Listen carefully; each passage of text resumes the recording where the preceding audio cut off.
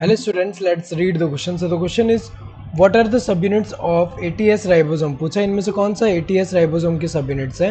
ATS ribosome हमें पता है कि ये किसमें होता है, यूकैरियोटिक जो सेल्स होते हैं उनमें ATS राइबोसोम्स होते हैं, और 70S जो होता है दूसरा वाला वो प्रोकैरियोटिक जो सेल्स होते हैं उनमें होता है.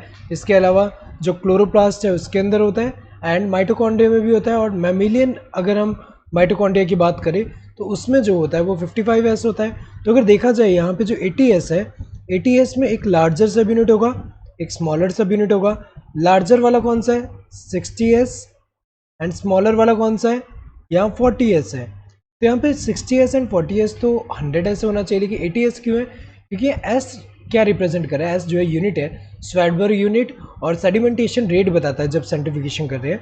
तो जब सेंट्रीफ्यूगेशन करेंगे तो सिर्फ जब लार्जर सब यूनिट को रखा जाए, सिर्फ लार्जर सब यूनिट को रखा जाए, तो ये कितना सेडिमेंटेशन रेट दे रहा है, 60S दे रहा है.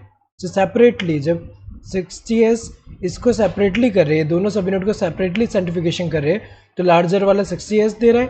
देन स्मॉलर वाला जो है वो कितना दे रहा है, 40S दे रहा है सेडिमेंटेशन रेट. लेकिन जब दोनों अटैच्ड फॉर्म में होंगे, यहाँ पे दोनों ऐसे अटैच्ड फॉर्म में, अब इसका सेंट्रीफ्यूगेशन जब हम कर रहे हैं तो इसका सेडिमेंटेशन रेट कितना आ रहा है, 80S आ रहा है. तो अगर देखा जाए यहाँ पे, तो जो यहाँ पे ATS जो है, ATS किससे बना हुआ है, 60S एंड 40S से बना हुआ है. तो अगर देखा जाए करेक्ट आंसर क्या होगा, 50 एंड 30. ये तो इनकरेक्ट है. 50 एंड 30 से किसका होता है, 70S जो होता है वो किससे बना होता है, 50 एंड 30S से. 60 एंड 30 तो नहीं है, ये इनकरेक्ट है. 60 तो है, लेकिन जो स्मॉलर सब यूनिट है 30 नहीं है, 40 है. 60 एंड 40 करेक्ट आंसर है. 50 एंड 40 तो नहीं है.